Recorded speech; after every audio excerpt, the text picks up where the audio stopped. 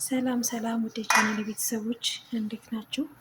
ዛሬ ይዤላችሁ የመጣሁት የድጃጅ መሳላ አሰራር ነው።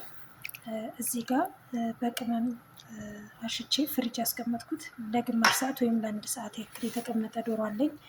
ያዘጋጀሁት ምንድን ነው? እዚህ ጋር በእንደዚህ ተከትፎ የተዘጋጀ ዶሮ፣ ቅመማ ቅመም፣ የተለያዩ ቅመሞችን በቤት ያላችሁ ማለት እርድ አለው፣ ዝንጅብል፣ ነጭ ሽንኩርት፣ ሎሚ ያለው፣ ከሙን፣ ብላክ ፔፐር አለ፣ ወይም እርጎ ወይም ያገኛችሁትን ቤት ውስጥ ያለው ለበንም ሊሆን ይችላል።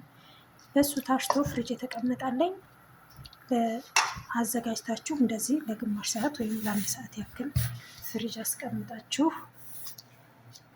አሁን ወደ መጥበሱ እሄዳለሁ ማለት ነው። እዚህ ጋር ያጋልኩት መጥበሻ አለኝ። እዚህ ጋር እኔ መጀመሪያ ዶሮውን ዘይት ሳላረግ ምናምን መጀመሪያ ጠብሼ ነው የምጠቀመው። ወደ አሰራሩ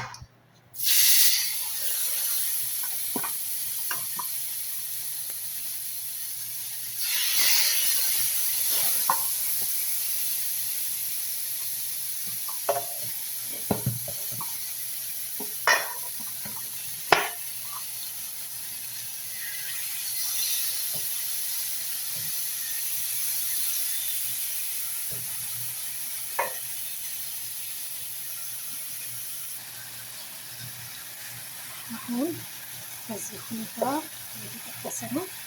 ውሃውን መጥቶ ቀይ እስኪሆን ድረስ እንጠብቀዋለን። ስትጠብሱ ዶሮ ባታበዙ ጥሩ ነው፣ እያንዳንዱ የመብሰል እድል እንዳይገኝ ማለት ነው። እስከዛ ያዘጋጀሁትን እዚህ ጋር ወደ ሶስት አሰራር ላሳያችሁ። እዚህ ጋር ቲማቲም አለኝ።